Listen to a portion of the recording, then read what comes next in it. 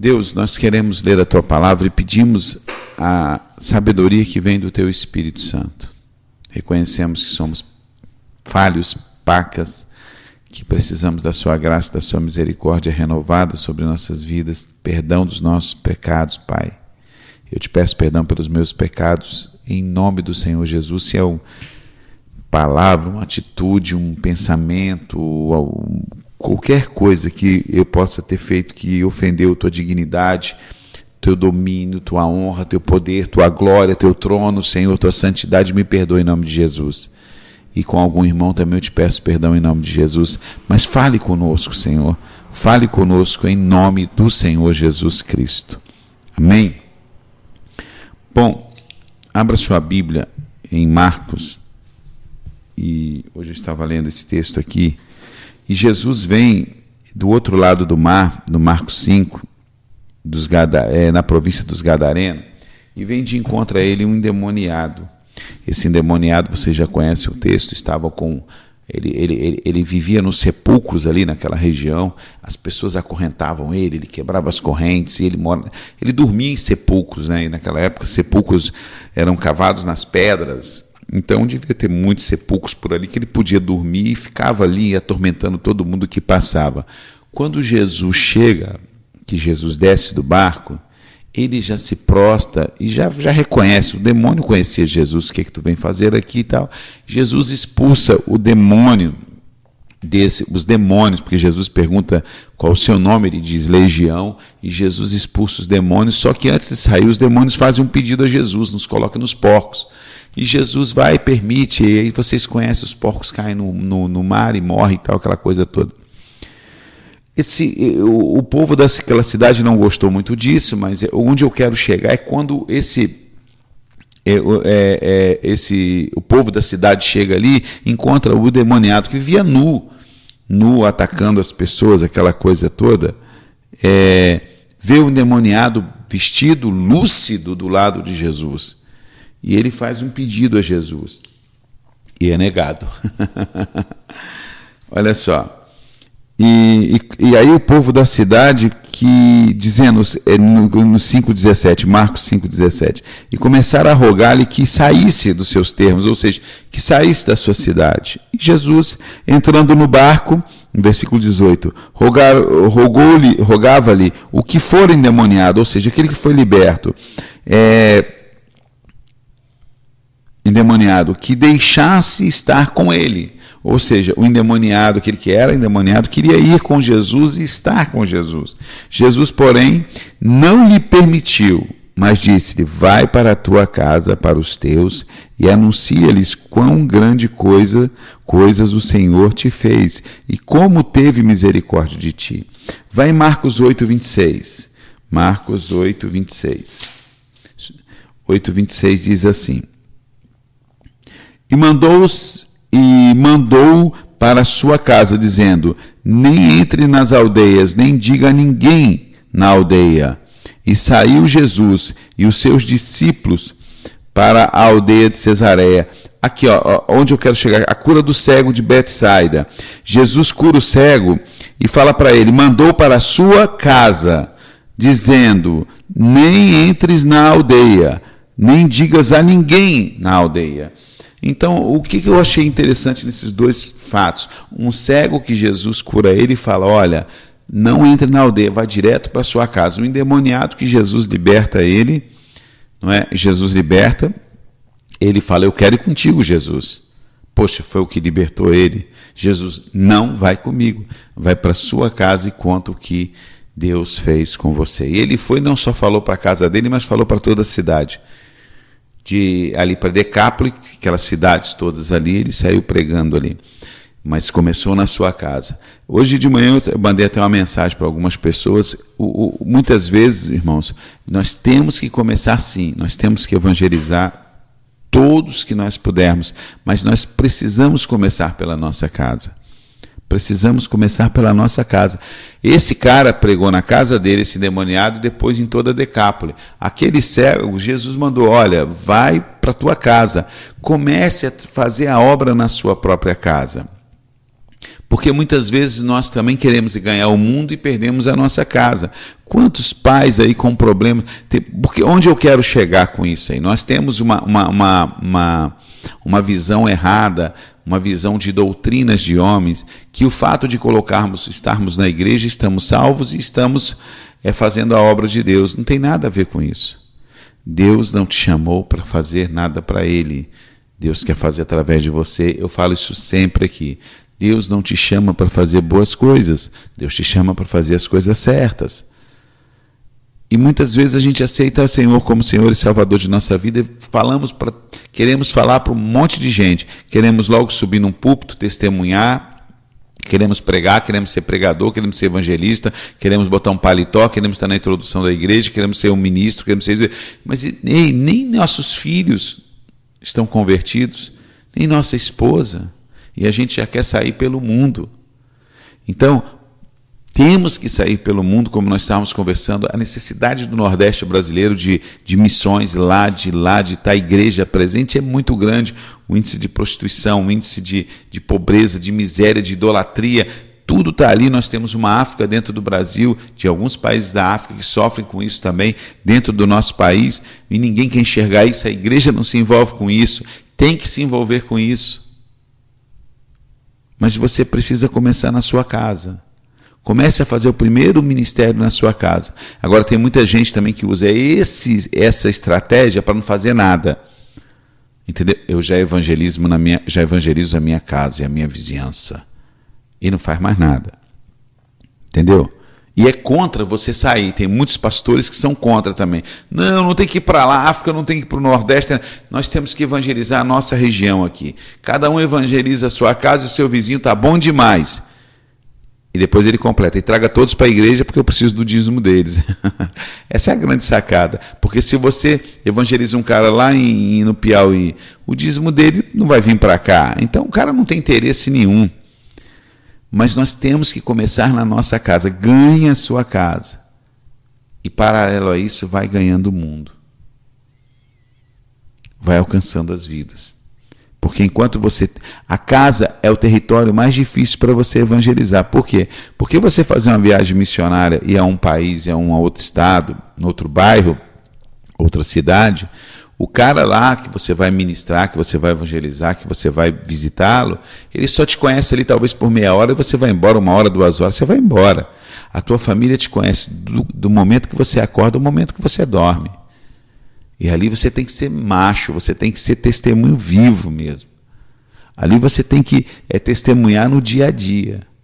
É por isso que muita gente prefere que o pastor evangelize a casa dele do que ele evangelizar, porque ele não tem autoridade, e nem exemplo, e nem vida cristã. Então, aí pega os filhos, coloca na igreja, pega os filhos, coloca em escola dominical, e ali fica, e ali vai ser evangelizado. E eu digo o seguinte, não é errado seus filhos estar na escola dominical, não é errado seu filho estar na igreja, muito bom e tem que estar, ok? Então, que fique registrado, sou favorável a isso, está legal, mas escola dominical, sermão de domingo, é plus, sabe o que eu quero dizer? É complemento daquilo que ele já aprende em casa, daquilo que ele já lê de Bíblia em casa, daquilo que ele é ministrado em casa. A igreja é um pequeno pedacinho do aprendizado deles, porque o maior aprendizado deles tem que ser em casa, o maior discipulado deles tem que ser em casa, o maior exemplo de pai e mãe na presença tem que ser em casa.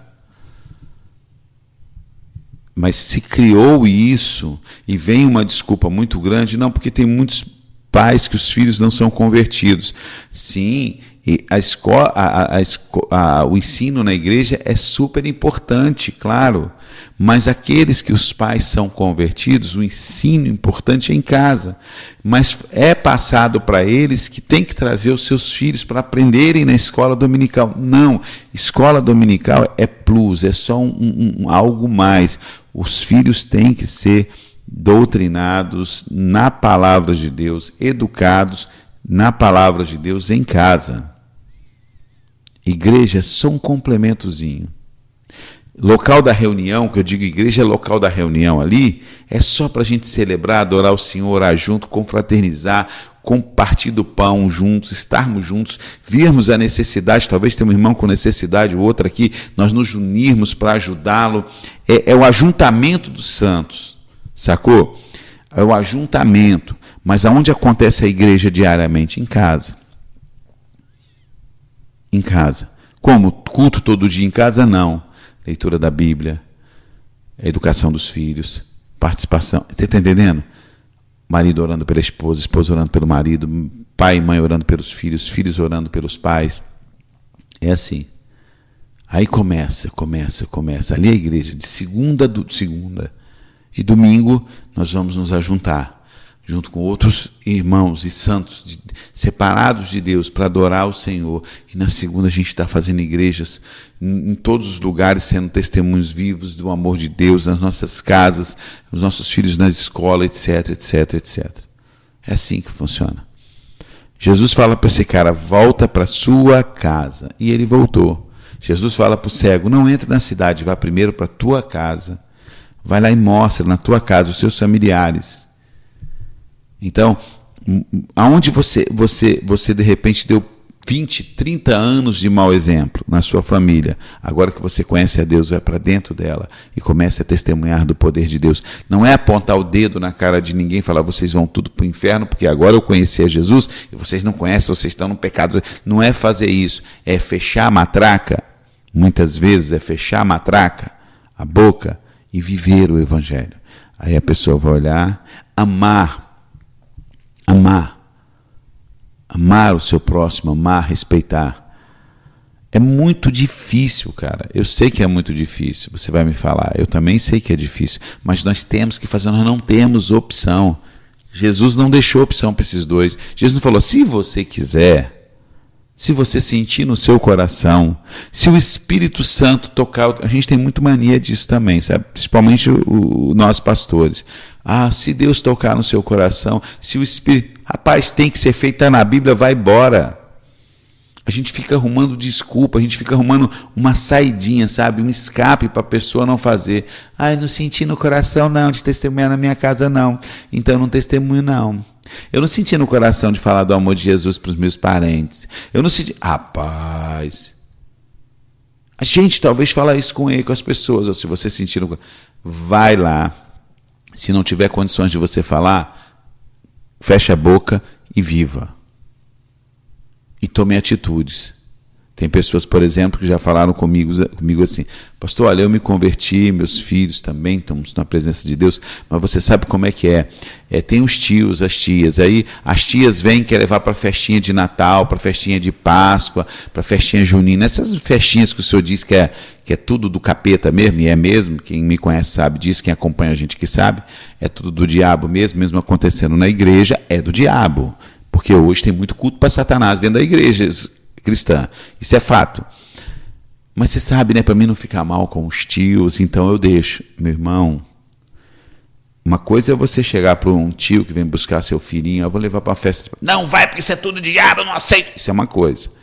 A outra coisa é chegar assim, querido, olha, eu vou te pedir um favor, eu não vou deixar aí hoje, não vou deixar dessa vez, não. Por que não? Está todo mundo lá. Não, porque eu descobri na palavra de Deus que isso confronta com os ensinamentos que eu estou dando para ele na palavra de Deus. É contrário. Como assim contrário? Que isso? Deus é bom, Deus aceita tudo, Deus é amor, Deus... Não é bem assim não. Você quer que eu te explique? Não, também não quero explicação. Tá bom, querido, o dia que você quiser eu estou aqui para te explicar, mas ele não vai dessa vez não, tá bom? A partir de agora nós vamos...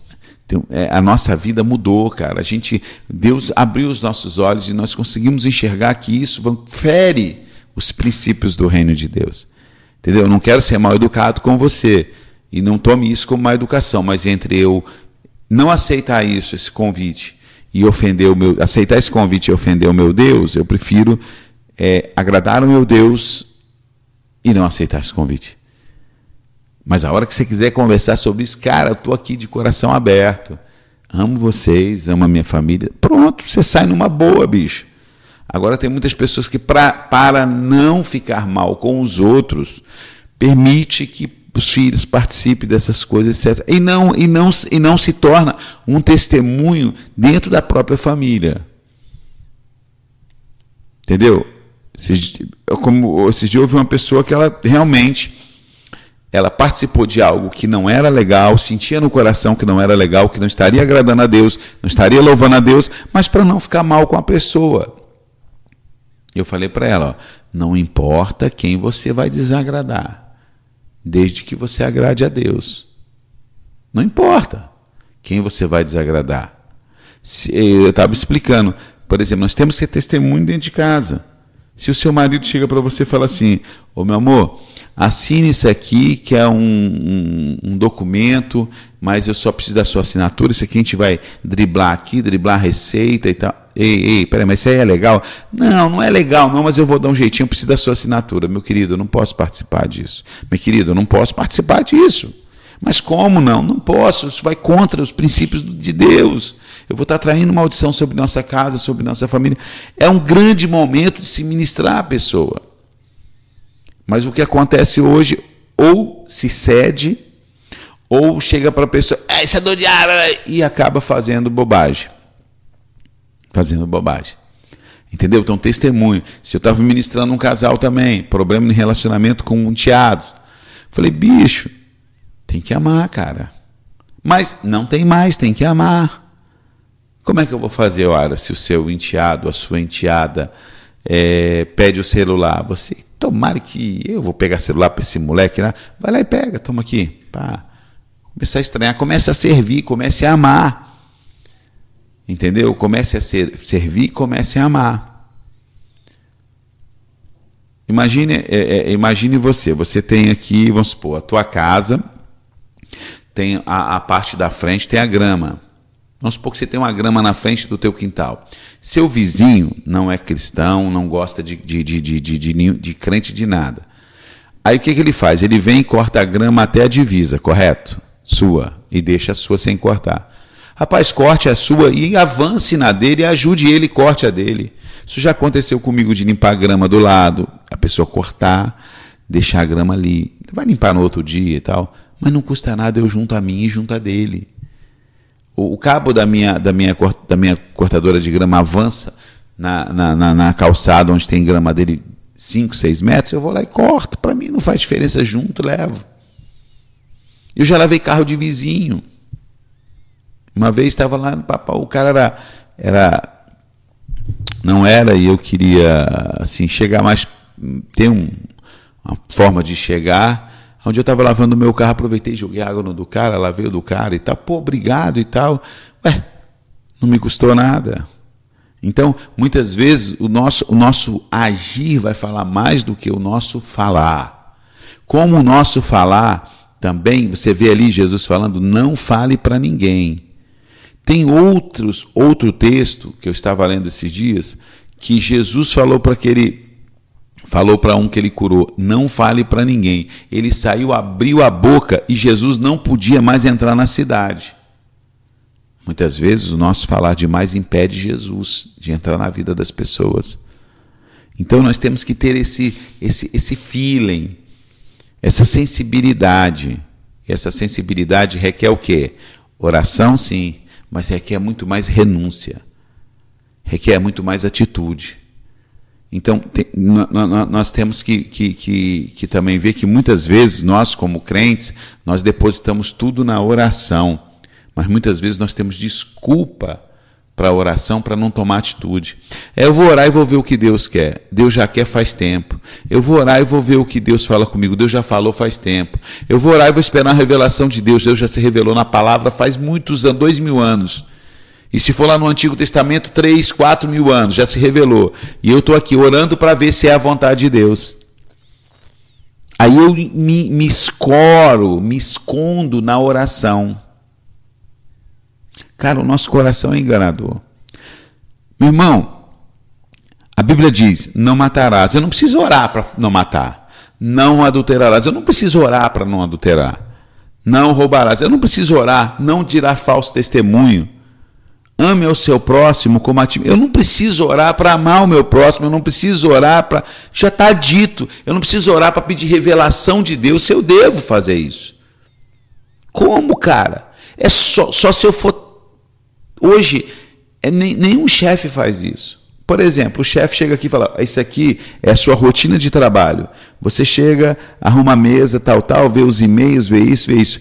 Você já imaginou se todo dia você chegasse para o chefe, o que eu tenho que fazer hoje? O chefe, hoje você faz isso, está escrito lá no teu quadro. Amanhã você chega para o cara e fala assim, o que eu faço hoje? O cara, mas eu já escrevi no quadro lá, está escrito isso, é sua rotina. Sim, mas aí chega no terceiro dia, o que eu vou fazer? O cara fala, você está doido? Vai embora, rapaz, não quero você trabalhando comigo. Eu já determinei o que tem que ser feito todos os dias. Você só vai e repete a rotina, pô. Não precisa ir atrás do cara. O cara está fora do estado, ficou em uma reunião, você está ligando para ele. O que eu faço hoje? Ninguém quer um funcionário assim. A gente age assim com Deus. Já tem na palavra as revelações do Senhor daquilo que Ele quer que nós façamos. Claro que a Bíblia é viva, Ele vai te revelar coisas novas todos os dias, sim. Meu irmão, existe a base já está pronta.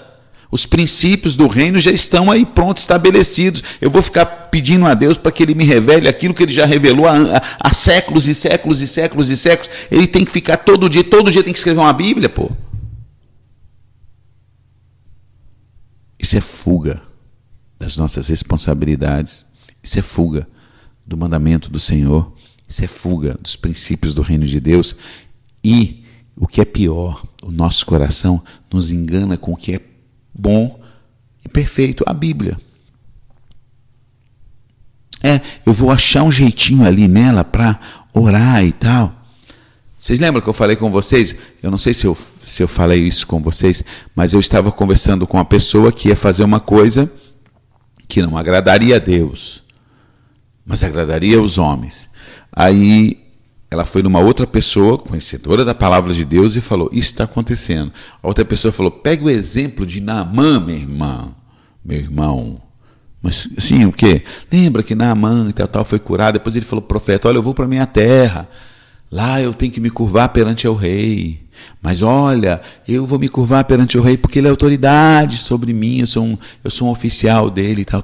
Então, minha irmã, faça isso, agrade aos homens, mas Deus conhece o seu coração. Aí eu falei, bacana, né, cara? Por que essa mesma pessoa conhecedora da palavra de Deus não usou o exemplo do profeta que não se curvou à estátua de Nabucodonosor?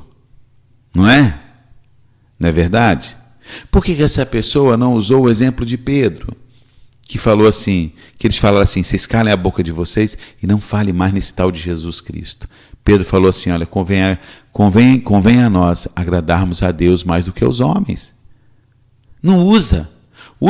Agora me diz uma coisa, Pedro era um homem de Deus? Era. Profeta Daniel era um homem de Deus? Era um homem de Deus. Não é? Eu creio tranquilamente que eles se salvaram, estão na presença de Deus, eu creio. E Naamã, você vê algum lugar na Bíblia em que Naamã, depois, lá na terra dele, ele adorou a Deus e começou um movimento de conversão a Deus ali, ao todo-poderoso Deus de Abraão, de Isaac e Jacó? Vocês têm algum relato bíblico disso, de que Naamã, lá no país dele, foi um grande pregador de Jeová, de Deus Todo-Poderoso? Foi? Tem algum relato desse? Que poxa, ganhou aquele país para Deus? Tem? Tem? Não. Mas você tem algum relato na Bíblia que Pedro foi um homem de Deus e que Daniel foi? Tem. Então vou ficar com a palavra dos dois, pô. Com o exemplo dos dois. Não, a pessoa pega o exemplo de um cara que eu nem sei se o cara se firmou. Você vê como é que você pode usar a Bíblia para agradar a carne? Então, qual ponto-chave de hoje que eu quero falar com vocês? Jesus manda aquele endemoniado, vá para a sua casa e conte o que Deus fez a você.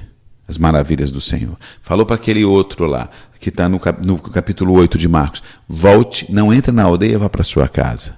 Então comece a ganhar sua família para Jesus. Mas independente disso, isso não te anula você poder abençoar outros ministérios e vidas, fazendo missões. Mas coloque assim, eu vou começar aqui na minha casa, vou me envolver lá na igreja local ou com alguns missionários, não tem problema, ótimo, é bênção, mas você não pode esquecer de fazer na sua casa. Porque olha só como é que é fácil. me envolver com missões. Vocês estão fazendo um projeto. Estamos lá no Vale do Jequitinhonha, eu estou na África. Tá bom, quanto você... Posso ajudar vocês? Pode, sim. Quanto? Vou ofertar todo mês R$500. Pode ser? Pode, que benção, ofertou. Cara, que fantástico. Ele está ofertando R$500 para aquele ministério, para aquele projeto, que benção. Mas ele não precisa ser um testemunho. Talvez ele... Como é que ele é? Ele não precisa ser um testemunho. O cara está lá no Nordeste, está na África, está na China, está no Paquistão. Agora, na casa dele, não é a oferta. É a oferta de sacrifício dele, é a renúncia diária dele vai ser a grande oferta. O testemunho de vida dele vai ser a grande oferta. O crucificar a si mesmo todo dia será a grande oferta, para ganhar aquelas vidas para Jesus. Que Deus te abençoe em nome do Senhor Jesus Cristo, que a graça e a paz do nosso Senhor seja sobre tua vida. O nosso e-mail é amazongospel@gmail.com. O nosso site é www.amazongospel.com.